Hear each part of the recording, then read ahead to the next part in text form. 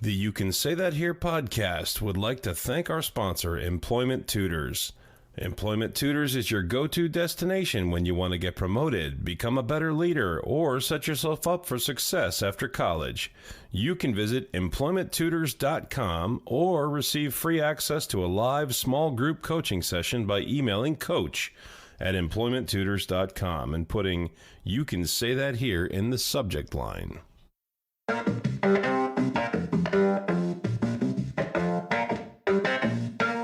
You can say that here.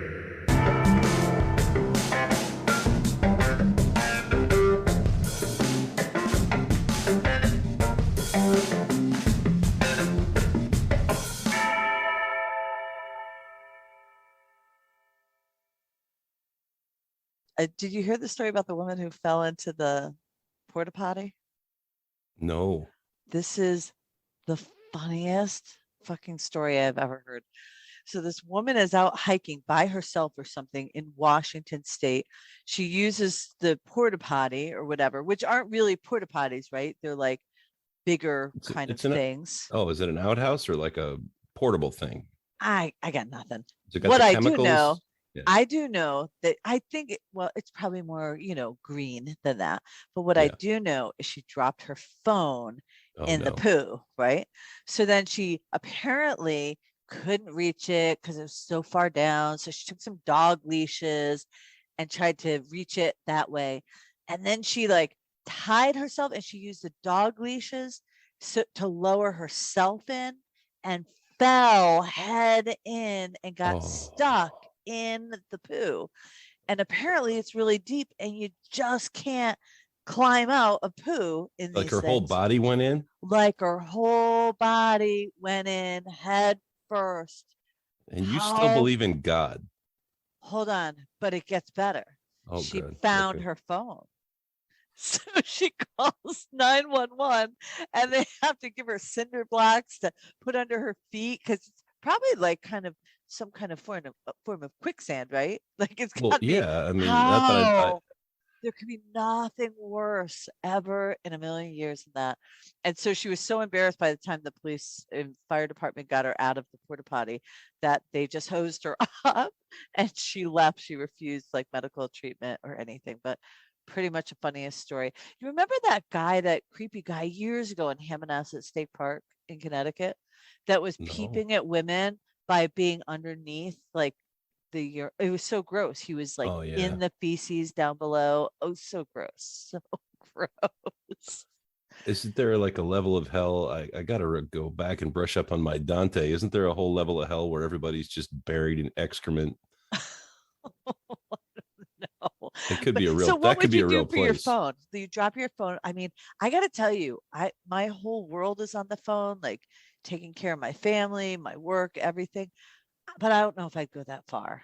Well, the first thing I'm going to do when we get off this call is I'm going to check to make sure I have a recent backup.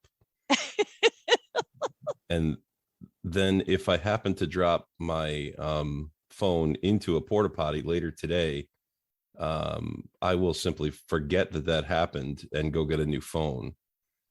I think that would be the safer thing to do. That would be the smarter thing based on the story, approach. At least.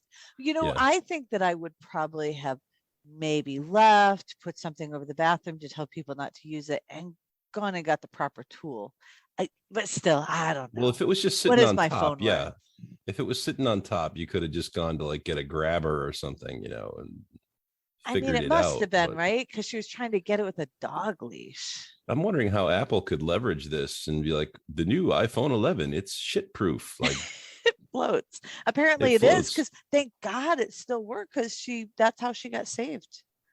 Apparently she would have had to wait till the next like big fat dude came in there to drop a deuce, and she would have been screaming. And then there's a 50-50 chance he would have just gone first and then called 911. Who's going to believe you? You're up to your neck in shit. No one's going to believe I shit on your head. This is my one chance to do it. But come on, if you're going to use one of those facilities anyway, you gotta go, right? So it's not like you walk in there and go, I just think I'm just going to go use a porta potty, you think about it 2 or 3 times because it's really the last place you want to go anyway. So my guess is when somebody had to go in there, they're in a hurry. They're not looking to see if there's a head in the toilet. So I spent a lot of time out in the woods, and you never go into one of those things because there's a good chance there's going to be black widows, or depending on where you are, black widows or brown recluses. Spiders like to live up under the rim. So if anyone is actually listening to this, you'll probably never, and you happen to have testicles, you will never, ever use one of those outhouses again, because they're there for long periods of time, and it's a perfect environment for a spider. So if you dangle your testicles a little bit in the wrong direction, you could end up with a very nasty situation. So you learn how to bury your poop in an ecologically friendly way. Well, why do they so I don't understand this. This is one little thing maybe you can enlighten me, because you're just kind of you're nature boy, apparently. Why do you have to, if you hike through the Grand Canyon or you hike in a national park, you have to bring a poop box, right? Yeah. You can't poop, but the bears can poop there, the deer, what about bears our live poop? there. Yeah. Yeah, what about our poop? It's so devastating. Oh, there's you're introducing all kinds of bacteria and potentially harmful things into the environment. So it's a leave no trace philosophy. Like you bring everything you bring in, you bring out with you, except your water that passes through you. But it's okay to pee. It's okay to pee. I don't understand the difference. There's rules about peeing too. Well, don't pee in the water type of thing. No, actually, it's like don't pee in the bathtub. Well, you should never pee in the bathtub unless the person that's in there with you requests it. Do you remember my hot tub? I don't know. You remember my hot tub in West Hartford?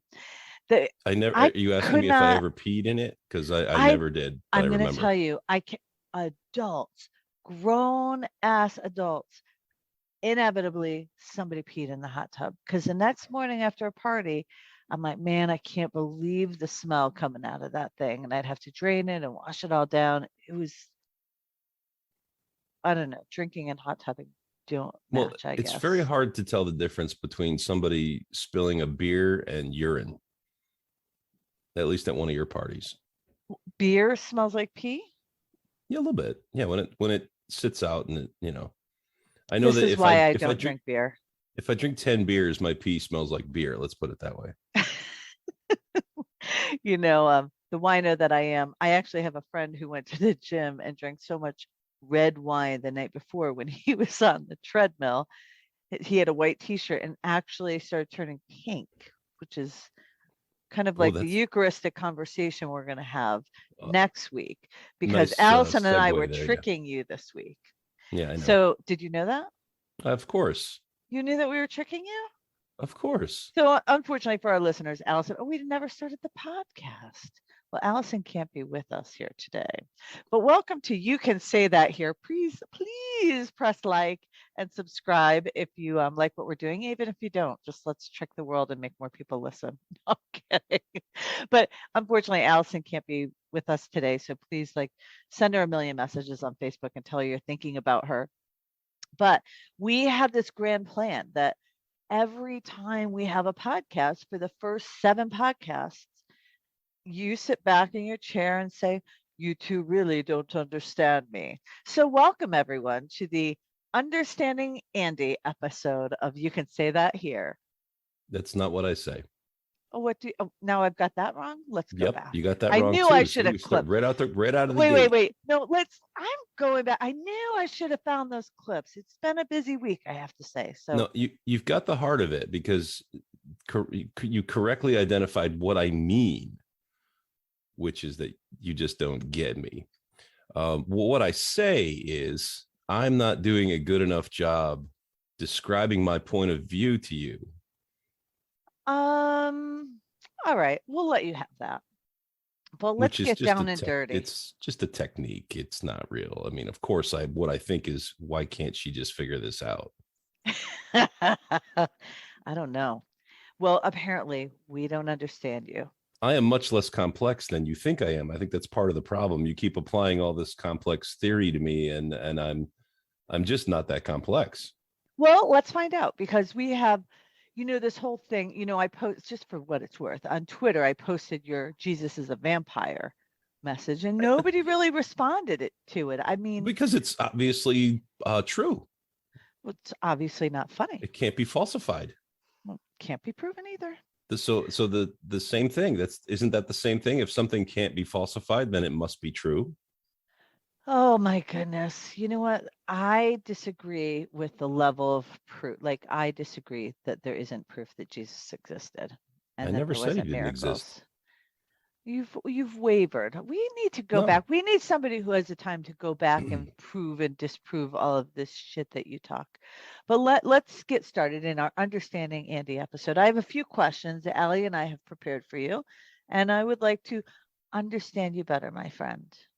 Are you ready? I'll do my best. So the first question I have for you, and these are really sincere questions, believe it or not meant to be funny like the Snoop Dogg and Martha things from last week. Is it easier for you to be a non-believer or a believer? You've been both. Much easier to be a non-believer. Why is that? Because instead of debating things like whether the body and blood of Christ are in fact real or metaphorical when you receive communion, instead of worrying about that, I could just go practice welding or tend to my garden or wash my socks. Well, I think, I guess I was thinking that it would be harder to be a non-believer because people would challenge it more often, kind of socially. People, it's kind of I know it's a little more mainstream than it has ever been, atheism, and we'll get into that too, because I know we've talked about what kind of non-believer you are. I mean, but, I don't know. So I'd like to get to the root of that. Yeah, I don't know whether it's by accident or on purpose or what, but in my social circles, it rarely ever comes up. I have one friend who's a very good friend who's goes to church every week, goes to the Catholic Church, got married in the Catholic Church, raised his kids in the Catholic Church. And he's like, so you're telling me you just don't believe in anything? I'm like, well, that's not exactly what I said, but I don't believe that your church is special, as a means of communing with the unknown or whatever. I mean, I'm not phrasing that great, but you know what I mean. I don't believe in a metaphysical God who intervenes in my life. And he's like, huh. And then we move on. We talk about football or whatever.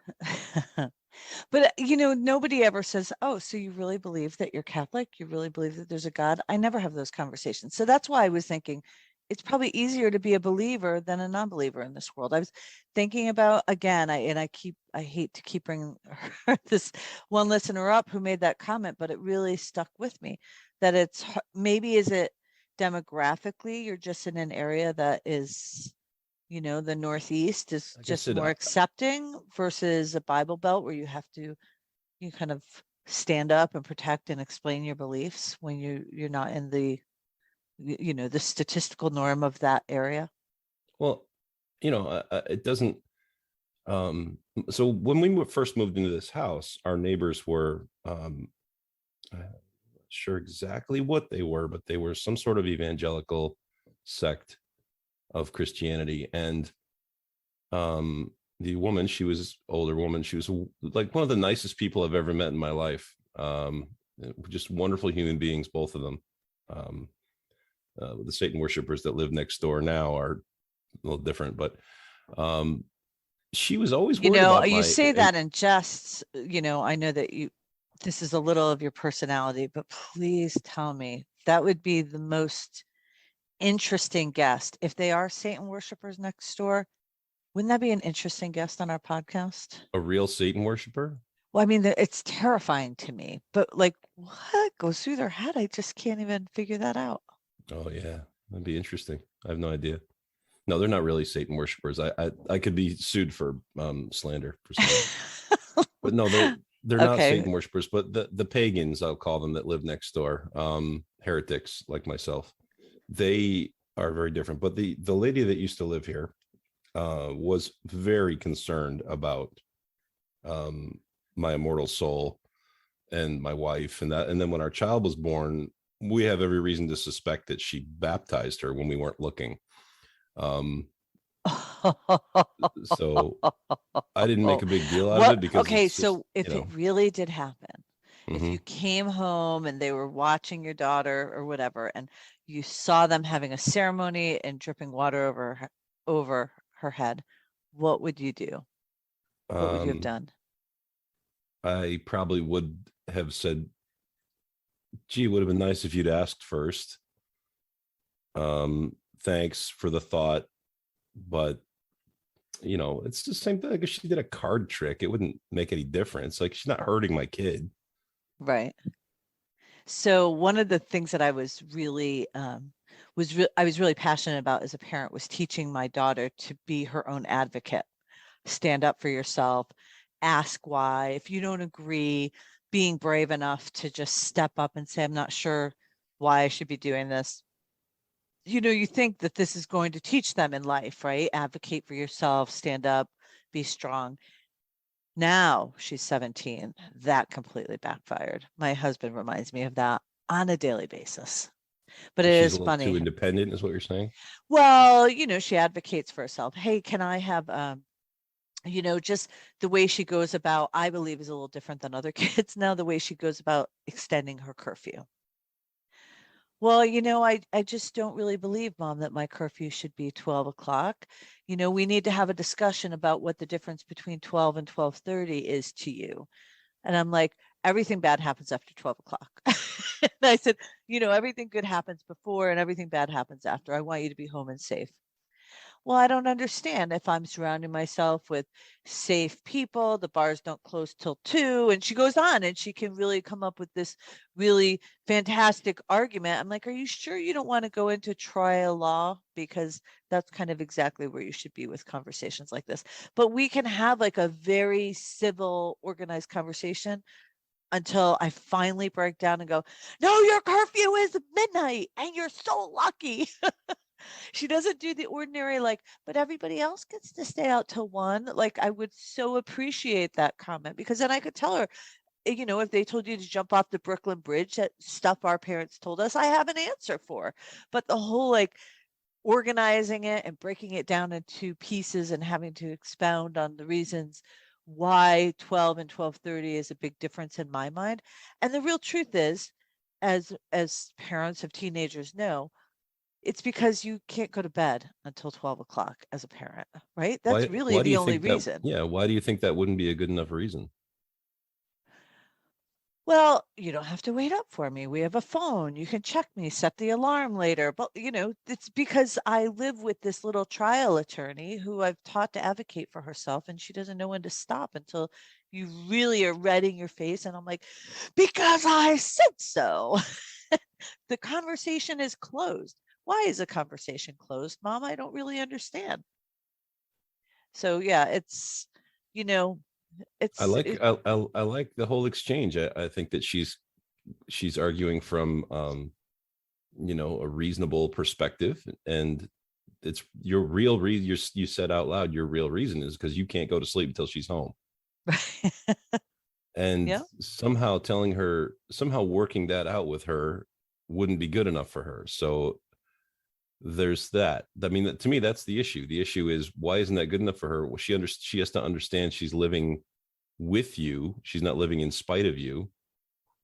And I don't know. I mean, I would just argue the same way with her. I think it's a first principles type of argument. You break it down to the very bottom of what you want and you speak truth. My truth is, I can't fucking sleep when you're not home, bitch. Yeah. And so why don't you have a little respect when you move out on your own? You can stay out as late as you want. At some point, I'm going to have to stop worrying about you. But Andy, every single conversation ends with that phrase. But it's interesting. You have to go through. She'll keep drawing it back and advocating for her.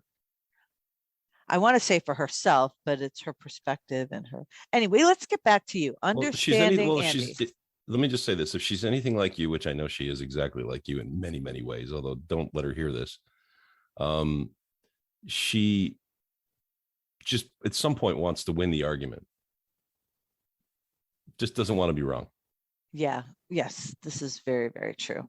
And it's something I've been trying to change about myself for a long time. Choose your battle. You don't have to go after all of them. I think as you get older, you mature and get wiser. But that's what this podcast is sometimes. It's the fun of the bad. We're both look, like that. I want to win. I want to win every argument. I want to have the best points. I want to make the correct. I want to make the most devastating statement that you can't disprove or argue with. And I want to do it at a really at a much lower level. I think, we get frustrated with each other sometimes because I want to keep going.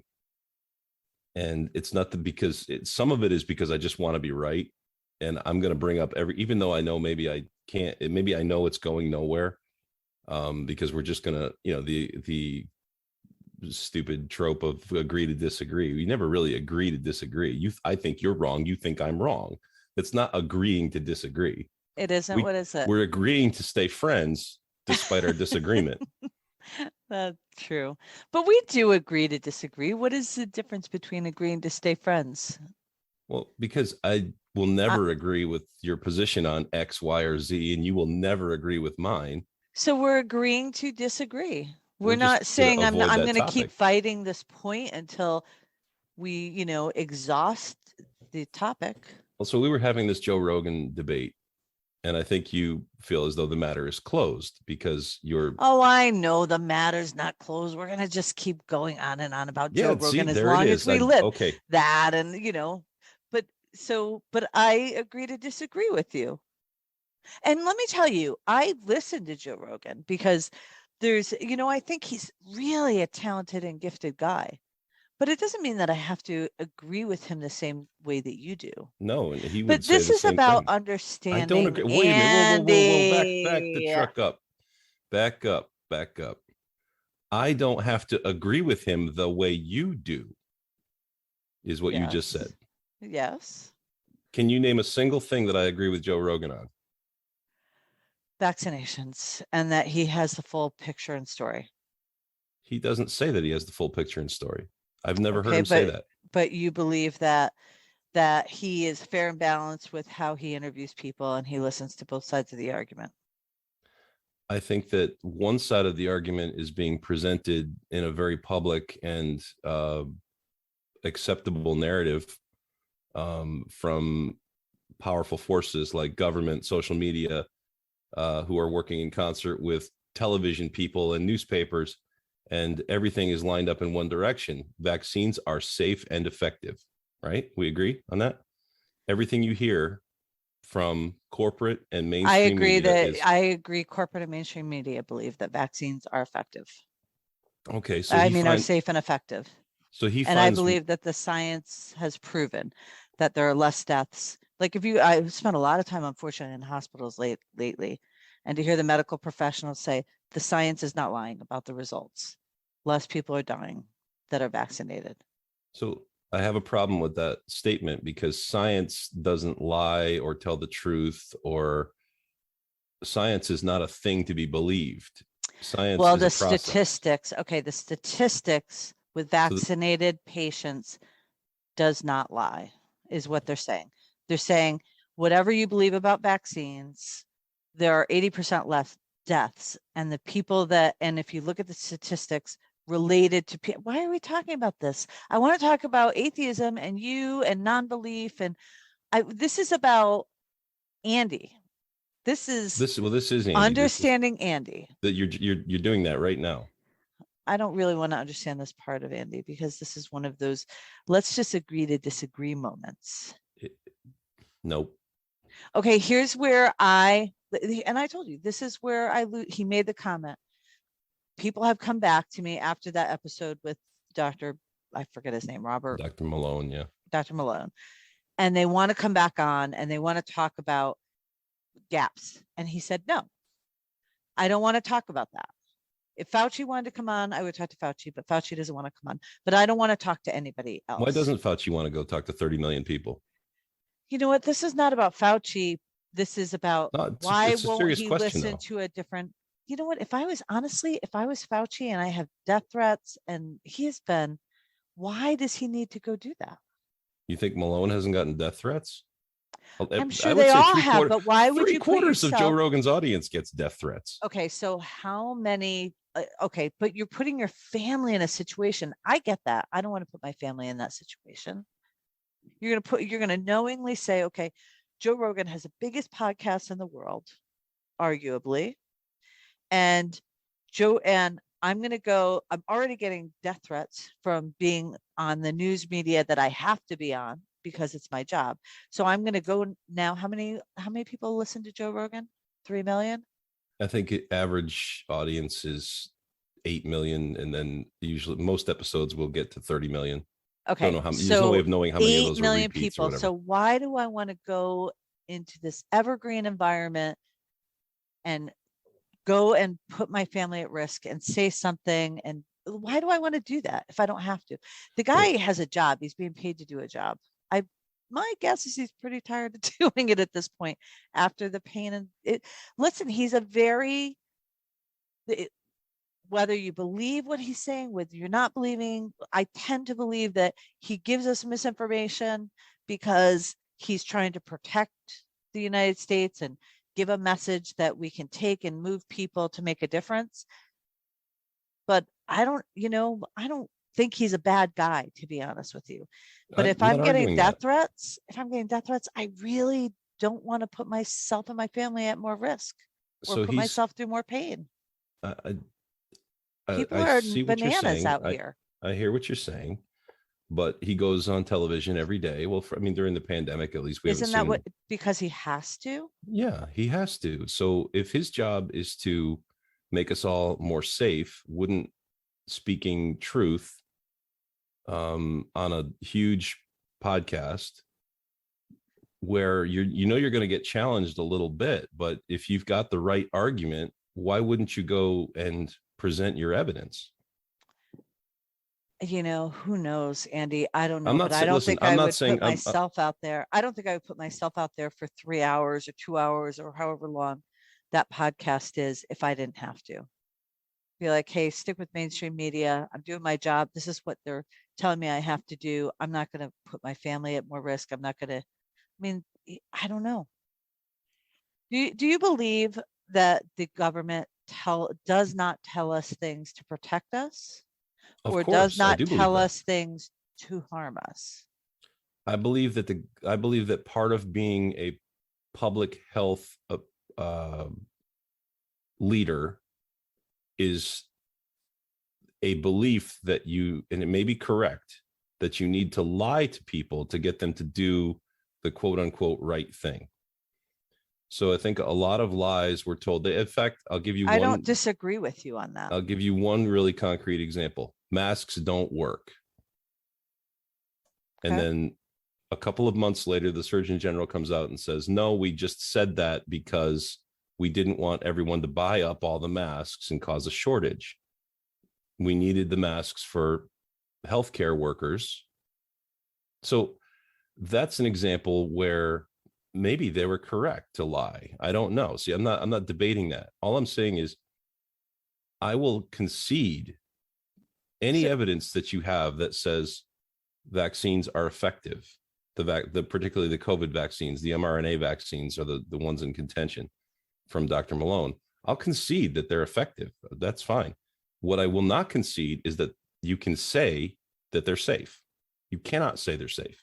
I don't think anybody can say it. I totally agree with you on that. Nobody knows. It's funny because, my husband's in pharmaceuticals. And when he first saw this, he really believes that a bigger problem is getting COVID. He said, so this technology has been out, like everybody's talking about, this is this new technology in this vaccine, but this has been out in cancer drugs, right? Just not in vaccinations, right? So this is not a new process. And when he explains it, and how it manipulates this lock and key function, and he's very technical about how he describes a vaccination. But when he describes it, he held off getting it himself. But we have other underlying issues is why he held off. But ultimately he did get it, and ultimately he wanted us to get it. And his belief, though, is that it is far worse. He believes in 20 years, like we're going to have an Agent Orange thing. with COVID. Like, we're not done with COVID. In 20 years, we could potentially have some other kind of rebirth of something else because of this. He's, it's something that has affected the, gotten past the blood-brain barrier, and that we have some concerns here. So whether he's right or wrong, but he said, either way, he believes that we're going to have to fix something. We're going to have to fix this, the long-term ramifications of COVID, or we're going to have to fix the long-term ramifications of this vaccination.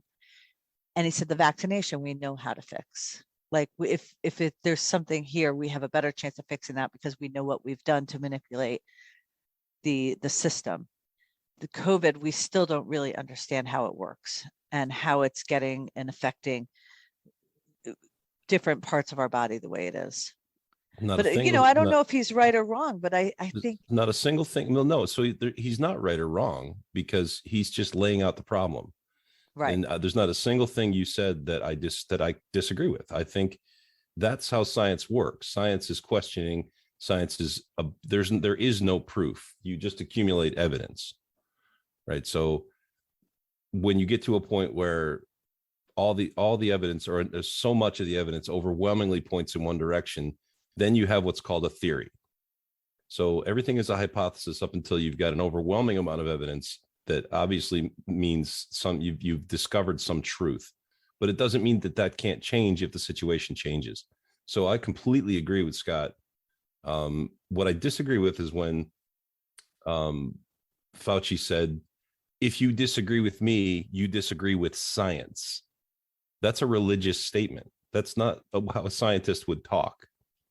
So again, he may be lying for what he believes are public goods, and it's going to help the most people if he tells this lie, but he's fucking lying.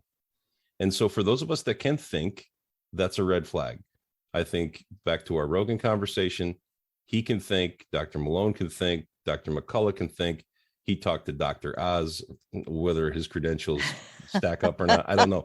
But he's been quite the controversial presidential candidate. Oh my God. That's kind of an interesting conversation in itself. Yeah, he's has he withdrawn? No, he's getting a lot of flack from the right and the left, because he's really a lifelong Democrat, but he's running as a Republican, and the Republicans are like, no, this is what you really believe, and you're not really a Republican, you're what's called a rhino. Hey, it worked for Trump. It did. Trump was a Democrat until 1998 or something. He's best. Was it that? I thought it was even more recent, because he was supporting Hillary, I thought. Oh, he did. Yeah, he supported Hillary. Her first run. Mm-hmm. When she was primarying against Obama, I think he supported her. So understanding Andy, I want to get back to these questions. Okay. I have plenty of questions here. Let me just wrap that up real quick. I'm sorry. So do we agree to disagree, or we both agree on everything, except I just think that... Well, that's what usually happens with this process, Colleen. When you break it down, you use what will soon become popularly known as first principles. I mean, you're going to start hearing this talk about first principles because Elon Musk talks about first principles, but he didn't invent it. Aristotle did, or somebody before him, maybe Socrates. The point of the thing I'm about to say is, the fact that Joe Rogan said, I'll talk to Fauci if he wants to come on, all of your elaborate arguments about why Fauci wouldn't do that are not really good arguments to me. And so if he's saying, I will talk to Fauci, your argument that he doesn't talk to people that represent a wide range of possible outcomes, I don't think is accurate. All right. I'll agree to disagree with you on that. Okay. Hey, speaking of Elon Musk, there was this, hold on one second, let me find it. Now, how much does this guy post? I mean, there's so many he's busy from him. Yeah, he's so busy. But he said, he basically said, so Elon Musk goes out there and he says, I really hate the far left. And then his next post says, I hate the far right too. I think we just need to all love and get along. And I was like, oh, he's the poster child for, you can say that here.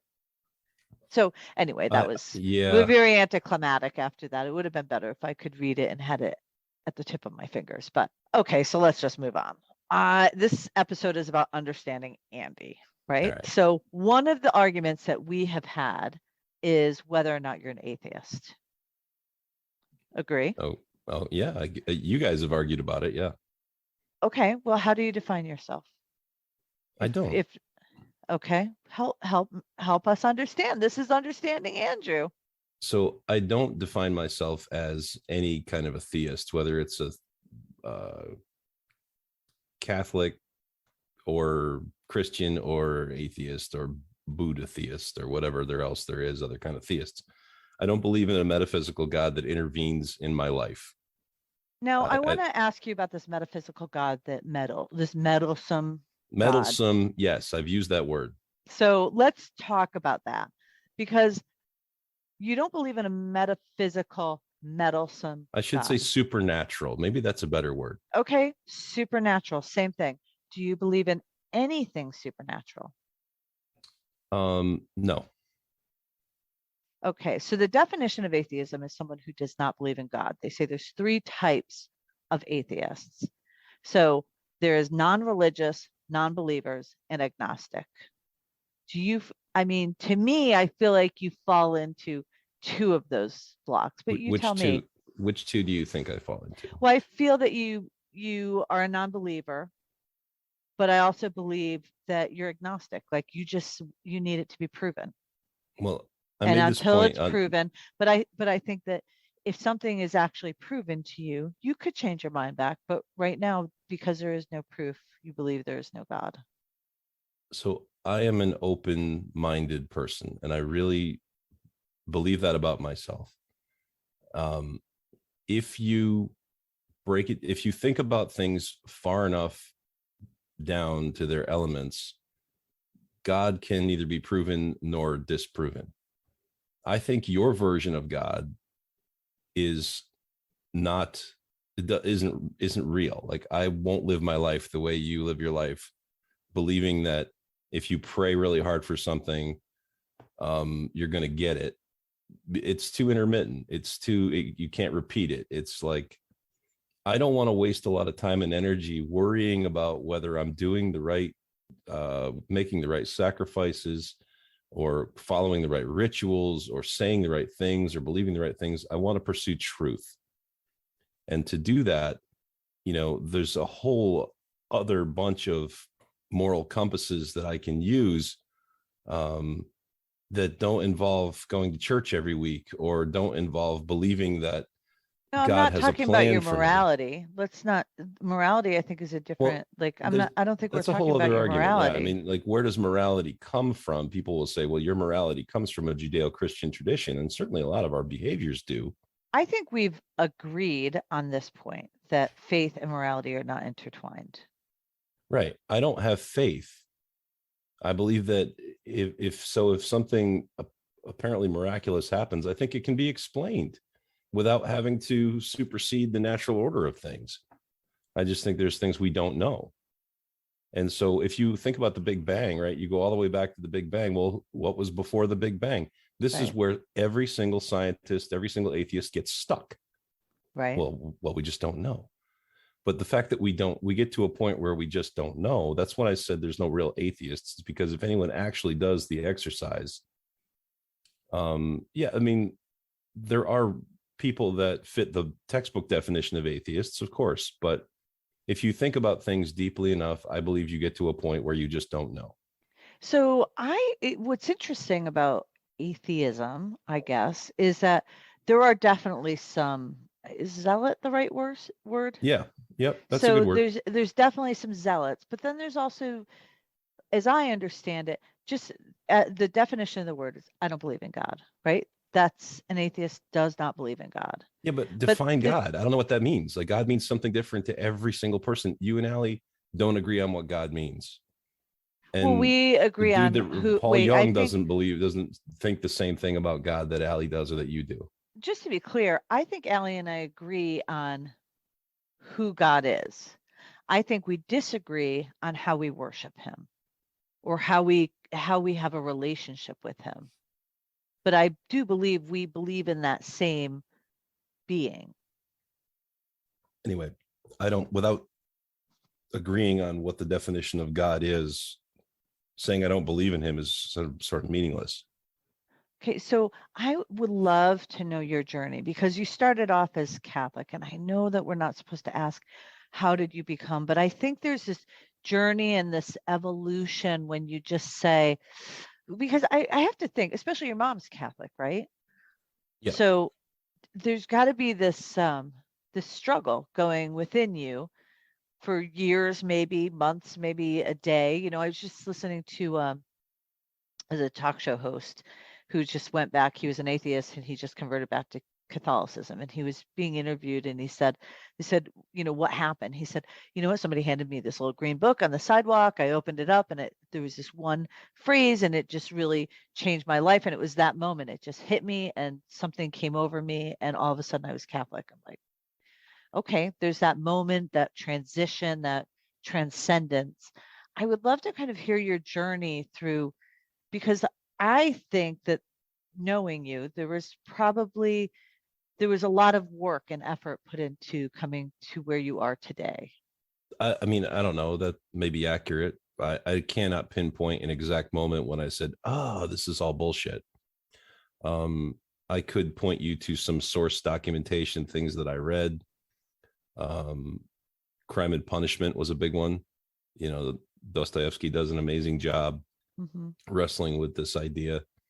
And that I read that book when I was fairly young. I think it was really Catholic high school, where things were being presented in such a dogmatic because I said so manner, and questions were not really encouraged. So I didn't have a single teacher in high school that allowed any kind of debate or questioning. Everything was just taken up because I said so. I went to divinity school, or I went to not divinity school, but to seminary, and you didn't, and therefore I know better than you, and just accept it and don't ask questions and move on. And that was the mentality. Isn't that amazing? Like how a teacher can, I mean, think about teachers in our lives that affect us differently. Allison and I went to the same high school, and there was this one sister teacher, Sister Leiden, who was it was a complete opposite situation. And to this day, I still remember her conversations about God, and her challenging her own faith, and having it be such an open conversation. To me, that's such an interesting. There's a clear gender divide. The most open-minded people in the Catholic hierarchy that I have ever found are the sisters. So I work with a couple of sisters now, and they're just these amazing people, and they will sit down and debate with you and offer you candy and have a conversation with you until the cows come home. They'll talk about all these things. And many of them, you know, will be very open about issues that they have with Catholic dogma. So my two best teachers in high school were both former sisters. They had both been nuns who had, you know, left the sisterhood to maybe pursue a family or had a change of heart or whatever. And they were both maybe they had a crisis of faith, as the church would call it, and they decided to move on and pursue a more secular existence. So, you know, I don't know why anybody does anything. For me, I started to learn about other religions. I started to learn about history. I started to learn about atrocities committed by the Catholics in history. And this, I guess it was throw out the baby with the bathwater at some point, because all of the structure around the Catholic Church was invented by men. And so a different religion was invented by other men, and a different religion was invented by other men.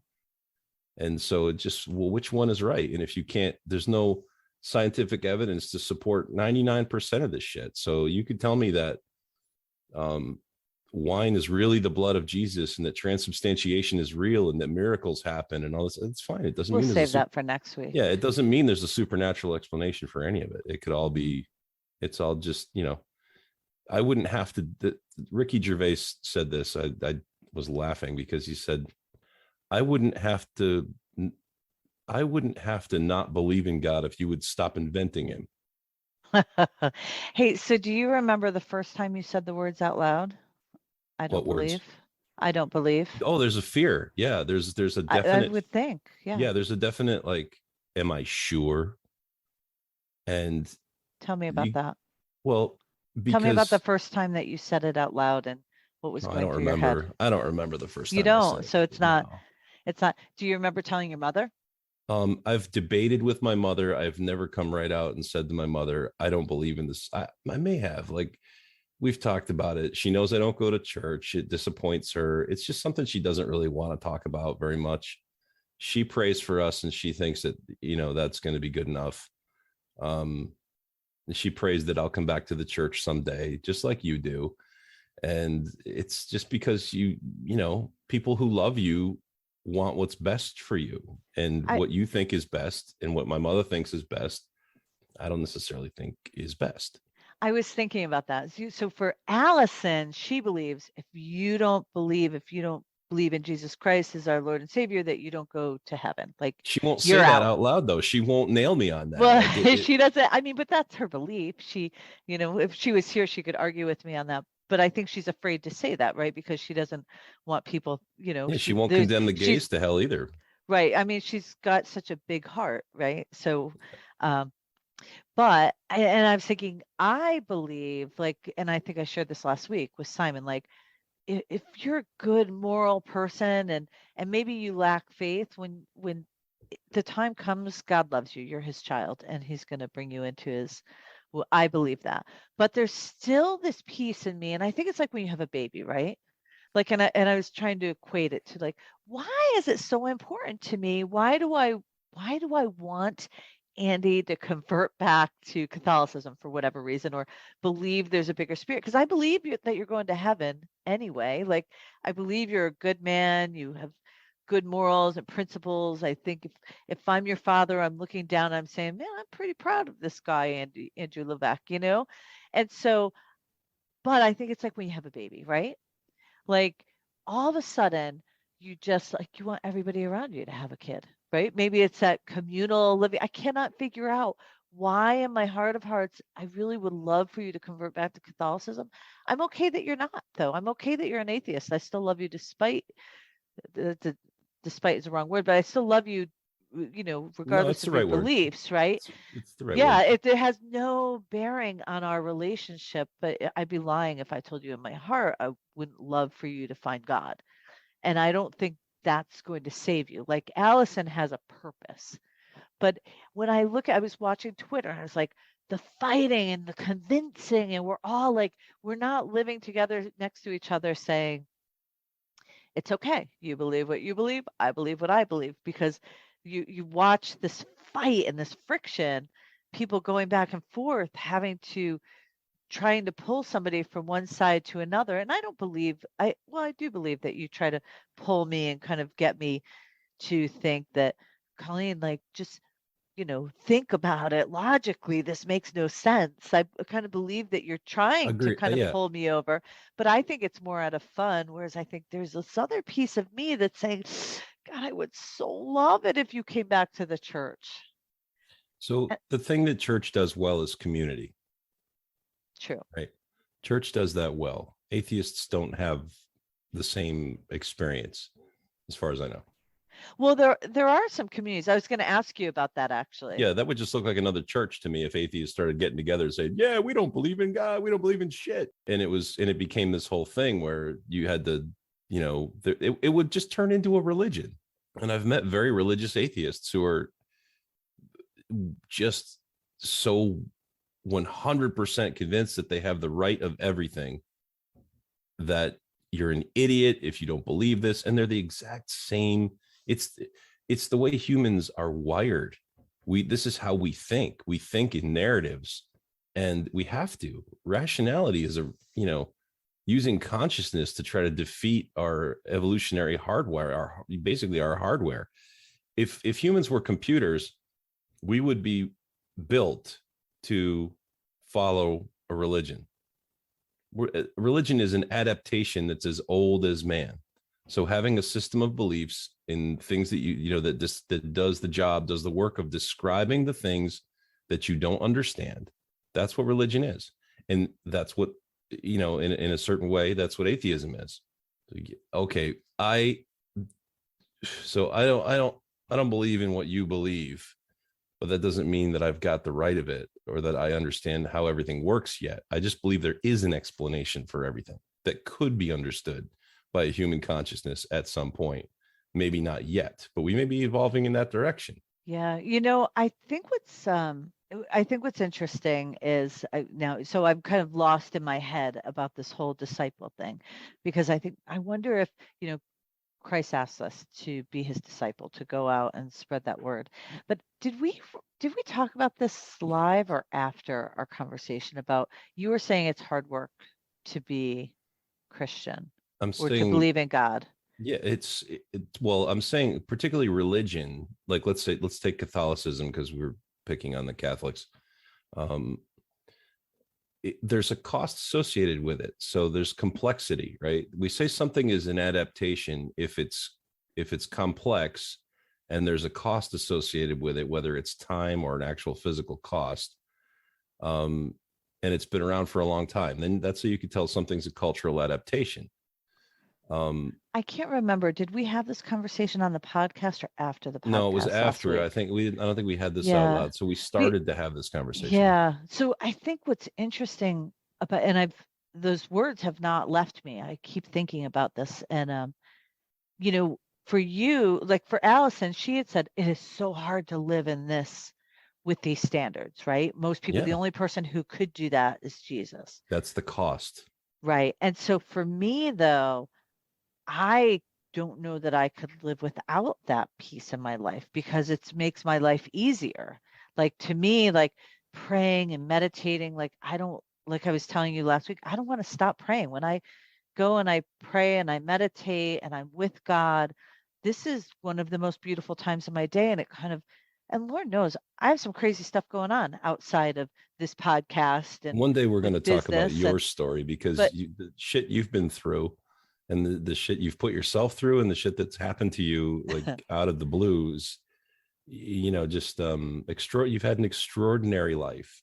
Wow. And the fact that you're able to sit here and argue with me about anything is amazing to me. Like you're an incredibly strong person to sit in here and, and have these conversations. And I want to go back to something you said a few minutes ago, which is you think I'm trying to pull you in a particular direction. I am not in any way questioning whether the cost benefit analysis for you is the same as it is for me. So it's just like anything, and it's a transactional in a way, religion, because when you do your cost benefit analysis, you say, this is the most beautiful part of my day. This adds serious value to my life. It's well worth the time I'm spending. For me, I'd rather be darning my socks or weeding the garden or mowing the lawn or chopping wood or whatever the hell it is I do. I've said this a few times, I'm just kind of this Catholic school girl. I've never like really studied the Bible. I mean, you study it in school and you're brought up Catholic, you listen to the sermons and everything. But so when we started to do this podcast, I'm like, wow, not that I'm not smart, but I was really I felt undereducated in the Bible. So I signed up for Bible study and I was like, oh, this is kind of a pain. This is kind of every, Thursday night for an hour and a half or 2 hours. Like, what have I got myself into? I'm amazed how much I look forward to it and how much it just has solidified my beliefs. And it's interesting, like the stories of the Bible, it's kind of like going to book club. It's really, really, really fascinating. So something that I even thought was going to be a little bit burdensome with my faith has become something, again, that has just kind of rounded out some edges and I look forward to and has allowed me to step away and enjoy my time in a different way. So it's interesting. And I don't think that you're trying to pull me over, but I do think it's in our nature, our competitive, who's going to win nature with each other, to convince the other person of something. Well, yeah, which we wouldn't have a podcast if it wasn't for that. No, I'm not trying to convince you of anything, but I'll probably go a little farther than you will on conversations that are frustrating. And I don't blame you for that, because it's frustrating. And you may be surprised to find out that I've probably done a lot more Bible study than you might think. No, I actually I'm really truly impressed with your knowledge. But why would someone like me, and this all took place long after I decided that Catholicism was not for me, nor was any other form of deism going to be for me. I started to look into some of these Bible stories, and really the history of the Bible itself is very fascinating to me. Why would I do something like that? Well, you answer that question for me, please. Well, I think it's because, I know it's because there's received wisdom in those stories, the same way Aesop's fables have received wisdom. So you learn as a kid, you remember Aesop, like you learning something about humans. And I think there's a lot of wisdom in the Bible, in those, especially in the Old Testament, in those stories. So, my fascination with Noah, Cain and Abel, and Moses and all those stories, there is wisdom to be gained. There's truths about how humans live together in groups. Yeah, you are definitely, as long as I've known you, you've always studied the human mind and the human behavior. And that's always been something I've always loved to talk to you and listen to your perspective on those things. You're fascinating with how deep you go. And like you, I consider myself woefully undereducated. Like I am way undereducated on so many topics. Like if I had it to do over again, I would have studied evolutionary psychology, because I think that's looking at things from a social sciences perspective. That's looking at things from, a far enough distance away where you can really discover some truths about, humans. It's for me, it's about pattern recognition, so you want to see trends, you want to look at that. Humans are pattern recognizing animals. It's how we survive. What is that quote? The smarter you get, the more educated you get, the far more inferior you feel, or something. The more that you know that you don't know. What is that? It's an Einsteinism. Yeah, it's a Dunning-Kruger effect. Right. That's why they call second years in high school and college sophomores. It means you're a wise fool, because you know just enough to think you know everything, and then as you progress, you realize that you don't know shit. And the most learned people on the planet know what they don't know. They know more of what they don't know than the people that think they know anything. Yeah, it's interesting that I'm on a podcast about this, because I feel like I'm the least educated on this topic of you and Allison. But I'm so fascinated by it. So for me, it's like, I so enjoy it, because I love listening to you, both of you, and your perspectives and your knowledge, and go back together. But really where I should be is, you want to talk business and leadership, I'm your gal, right? Like Yep. we all go deep into these different sectors of our life. And I don't know, maybe it's, something with turning 50 has made this piece of me, or maybe, things that I've experienced lately have kind of brought it all together, where this now has become more of a fascinating topic for me. So I thank you and Allison for challenging me and kind of making me think about things that I haven't in a long time. So, hey, back to understanding Andy. What would your daughter tell us? Who would your daughter tell us God is, without your intervention, without you prodding her today as a 10-year-old? If I said, hey, who is God, honey? What would she say? She'd say the same thing I would say without me prodding her. She'd say, I don't know. So have you, do you ever have that conversation? Like, does it come up Yeah. in her? Like, I mean, her friends now are probably all having their first communion, right? They're at that age. She's in fifth Oh, grade. no, that's second grade. Sorry, Yeah. that's earlier. I don't know. It's never come up. She knows that some people go to church and some people don't. She's been in a church. I want her to figure it out for herself. I'm trying to use a very light touch. I'm not trying to convince. And I think you know me well enough, especially in this, in this topic. Like, you know me well enough to know I'm not trying to convince her of anything. What I'm trying not to do is to indoctrinate her. in any direction. So I want her to learn how to think first and then make up her mind about what she wants to, which path she's going to choose later on. Beautiful. I love that, because I think if she's anything like you and Mare, that she's going to investigate and explore and come up with her own opinions anyway. She's a smart little girl. Of course she will. Hey, we talked about this a little bit with atheist activism, right? Like I don't think that you're an activist, but there is this movement, right? Atheist activism, and where they're kind of trying to change the schools, the government. There's like organized atheists trying to really change the world and desecularize it, maybe is a good word. So if you were, I don't think that applies to you. I don't know. Does it? Would you like to change? You seem very kind of, hey, if people want to do this. I'm a live and let live kind of guy. But if I saw religious fanatics, and this is true, I define religion in a lot of ways, because religion is a pattern of thinking rather than a particular dogma. Because Hinduism's a religion, Judaism's a religion, Catholicism's a religion. Those are all somewhat discrete. But then there's the Covidians, people who would Fauciism, Oprahism. These are all religions, and I mean that. Like I mean that. I totally get it. I agree. There's no Colleenism yet, though. I'm working on it. No, hopefully someday. I'd like to be one of your disciples. That seems like a pretty good job.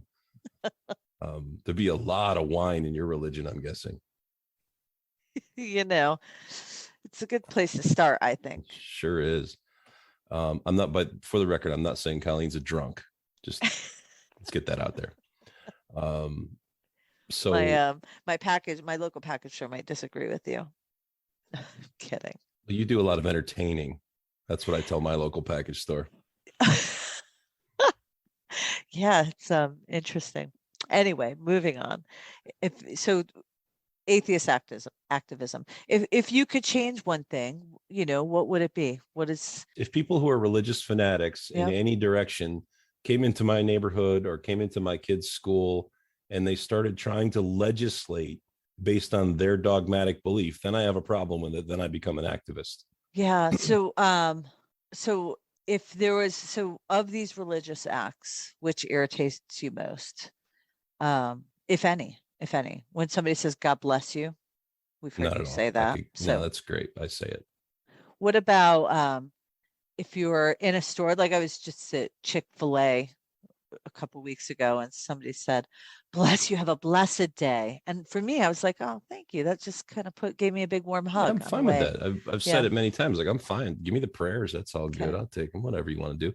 If you're meditating on me, and it means you like me. And so I'm happy about that. How about the separation between church and state? In God we trust on the dollar bill. I know that's one of the, a point that's some people are very passionate about. Well, it wasn't always on our money, was it? No, 1956 or something, right? It was. Yeah. I think the founders had the right of it in creating I think the founders had the right of it in almost everything. What's amazing is how the debates that they had 300 years ago are happening every day still. But the American experiment is that it's an experiment. It was never been tried before. And the jury's out whether it's going to be successful or not. It seems to be collapsing on itself right now. But will the basic principles that they laid out of a separation of church and state, among other things, is it going to hold up? Can people actually live together this way? I don't know. Probably not. Probably going to blow ourselves up or kill ourselves with a pandemic at some point. So when I was looking up atheist activism, I'm like, let me just get a list of the things that people are really upset about. So I guess there's some bleeding over. I mean, I would be so sad to see In God We Trust off the dollar bill, but at the end of the day, it really isn't going to affect me, right? So whatever. But one of the things that came up was Christian privilege in schools. And I was like, I'm not really sure I understand besides holidays. Like, I love raising my daughter in this in a very Jewish community, because we got Christian holidays, we got Jewish holidays. I mean, we could take vacations pretty much anytime we wanted because they were never in school, it seemed like. But what is Christian privilege in schools? Well, I never heard that. I mean, I guess I can guess at what it is. If it's being bandied around like other forms of privilege that we've become accustomed to just accepting as real. I would assume it's like, yeah, the holidays is a big piece of it. I don't know, maybe that some schools have a moment of silence where if you choose to pray during that time, you can. That's fine. I don't have a problem with a moment of silence as long as it's that. If we should do more of those moment of silences. Did you see I agree. that? I totally, here I go with this porch talk again. But did you see they did a study about when they had kids meditate before a test? Their grades were almost a full point higher. Really? From a B to an A higher, because they took the class goal, because they would let the kids meditate, and they would tell them they would do a guided meditation before this test and give them 3 minutes to just relax and unwind and be within themselves and not be focused on the test. And when the kids actually did the test, the results were incredibly higher. That doesn't surprise me at all. I think centering yourself, calming yourself, for me, it's like, if I try to sit down and just be with my own thoughts, it's hard to do if you don't do it very often. It gets easier the more you do it. But, meditation can be anything. It can be praying. It can be sitting there trying to clear your mind like the Buddhists do, trying to have no thoughts. I mean, you could do that all day. You could be very conscious of your breathing. That's a good thing to focus on, your heartbeat. I mean, those are all things that kind of calm you. And I don't know, the best description of this I heard, I'm a big fan of Naval Ravikant, and I recommend everybody follow him at Naval, Naval. For a lot of received wisdom. He has a great way of just taking really complex ideas and saying one sentence, and it's like, oh, holy shit. Yeah, it's interesting. That's a rare ability that geniuses have,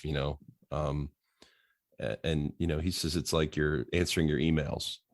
You sit down, and at first you've got 10,000 unread emails, and they're all just popping up, and then you answer them one by one by one, and then eventually, after a month or so of doing this, focusing on it, taking the time to do it, there's no more emails.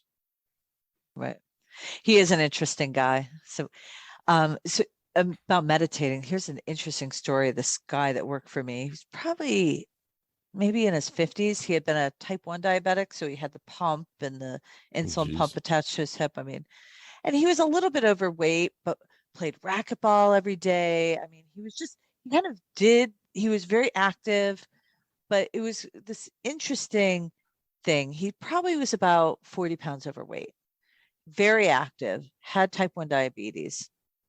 And his doctor told him to meditate. So I showed up one day at his office, and he had like a do not disturb sign on his door of his office. And when we opened up the door, he had like a couch in there and mood lighting. And it was so, this is a guy who drank coffee with a salad at lunch. Do you know what I mean? Like that's who he was.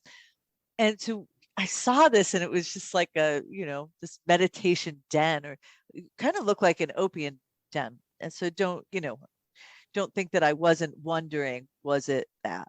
But anyway, so you associate Eastern mysticism with opium. It was just so funny, the scarves. It was just so atypical for this guy, New Age. Yeah, it was just so atypical. So anyway, so I'm like, hey, what's going on? And he's like, well, my doctor told me I should meditate. So I told my team I'm going to meditate for 40 minutes at lunchtime every day. I don't want to be disturbed. And so I created this meditation space. I can't do it at home. And I was like, oh, this is great. I'm so happy to hear this. So fast forward like 6 months, the guy, the only thing that he added to his life was meditation. 6 months later, he no longer had his insulin pump, which I have no idea how that could possibly scientifically happen. Yeah. Dropped 40 pounds, was healthier. I'm like, you went on a diet? He goes, no, I did nothing different.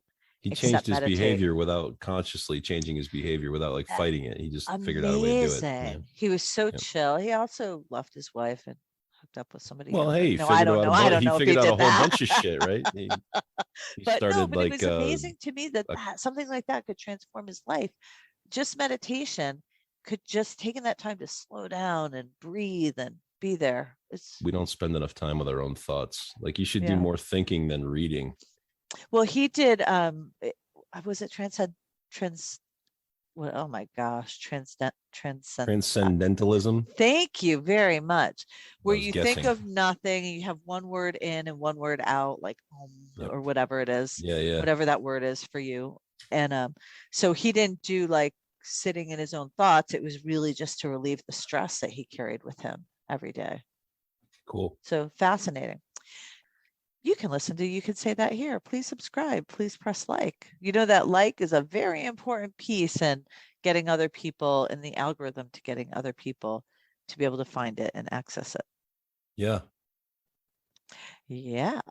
Yeah. And just like that, I think I may have a special guest next week. If Allie can't be here, hopefully she will be back with us and her world will kind of calm down a little bit and she'll be able to be here and be present with us next week. Yeah.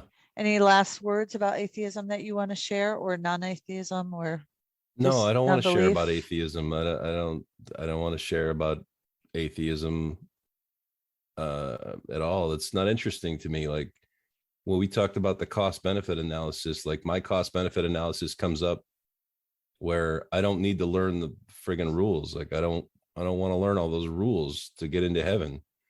You guys think I'm going, so that's good enough for me. I'm fine I with do. it. Allie thinks you're going to hell, baby. Well, Sorry. she does. Yeah, that's okay.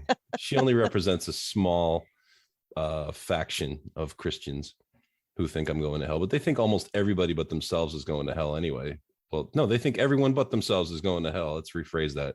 I will tell you that I did spend a lot of my life worrying that I wasn't good enough to make it into heaven. Like that was, and I've, what did they say that, a life worth living is one life worth living wildly. Yeah. I mean, I've definitely made mistakes in my life. So, but imagine thinking that only you and people that believe exactly what you believe are entitled to an afterlife. You believe an afterlife exists. Number one, you believe when you die, your soul continues on, and it's basically you. It's you. It's just, now you're invisible or whatever. I don't know. So you believe in that, and then you believe that only people that believe exactly what you believe are going to be entitled to this afterlife. They don't believe in another heaven. They don't think like, well, Catholics go to their heaven and we go to ours. Those people don't believe dogs or cats or iguanas go to heaven either. Only what humans. About the Rainbow What a fucking Bridge? boring place. What a boring place. I remember being taught that your pets do not go to heaven. Yeah, but I don't even. That's just the twisted psychological games that priests play with you to get you to keep you scared, to keep you believing things. I mean, we'll talk more about. Wait, I just want to go back to that statement because, as a Catholic, you kind of get beat up a little bit about this whole priest thing. I think there's good people and bad people in every religion, in every space. Yes. So pedophilia is not endemic to most of those spaces, though. Well, I have no retort. You can't for defend that. it. You shouldn't try to defend it. You can't defend it. It's a travesty that it happened. It's of course it is. Absolute travesty. And it appears to be endemic to the organization. That's the big problem that you have to deal with as a Catholic. It'll be kind of interesting. It would be interesting to dig into the why. It is the only religion. I think Catholicism is the only religion where the priest can't be married, right? Or one of the few religions. One of the few, I would probably say. Yeah, it's definitely an oddity. Right. So I think we set ourselves up for failure on that one as well. But there's good and bad. I think the other thing that's bad. Sorry. Go ahead. I think the other thing that is bad is confession, right? So if a priest confesses, that's a sacred place where the priest who's accepting the confession can't go and take action, right? Oh, of course they do, though. I mean, I hope, but I mean, this is a sacred place, or that would be, kind of going against the word of the law. So think about this. You're a priest in a town and everyone comes to you and tells you all the horrible things that they're doing. And you're just a man. You know who's sleeping with who, who's stealing, all these things. And so now you're crafting sermons that are very specifically targeted to people in your parish that are committing these specific sins. And that's the way it's supposed to work. That's what confession's all about. Yeah. I think I said this before, but gosh, I think we can talk directly to God, but I do go to confession, and I will tell you that I feel like really, and it could be the way I was brought up and how I was trained all my life, but man, I feel so much better when I go to confession. I feel so much, it's something really, really hard about telling somebody how you've sinned. Yeah, I'm not. But if I knew he was going to be the town crier, then I probably wouldn't. I'd be like, well, I'm not telling that priest. He's going to tell somebody. So I'm sure it's happened. Oh, they're all sitting around at the parish office. Oh, you're not going to believe the sins I heard today. Pass me a little more wine. You believe what Ferrari's doing? Let's put it this way. She thinks she's going to heaven, not this one.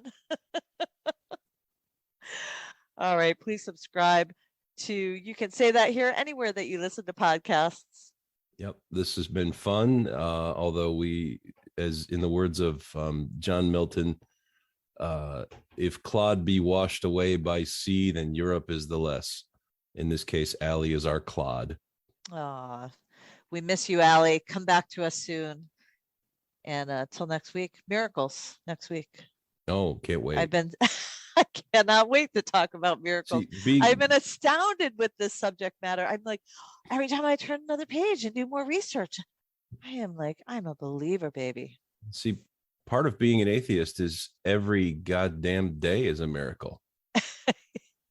Like, it's a miracle that we're here at all. That's the real miracle. Like, you think about all the things that had to happen for me and you to be sitting here. Those are the real miracles. This is true. I don't know how miraculous that was. If you weren't so rude to me that first day of college, Well, you remembered it. You remember it to this day. You haven't forgiven me. It's not very Christ-like of you. I have forgiven. I have not forgotten. There's a big difference. That's a whole nother conversation. All right. Ta-ta. Take care. Peace out.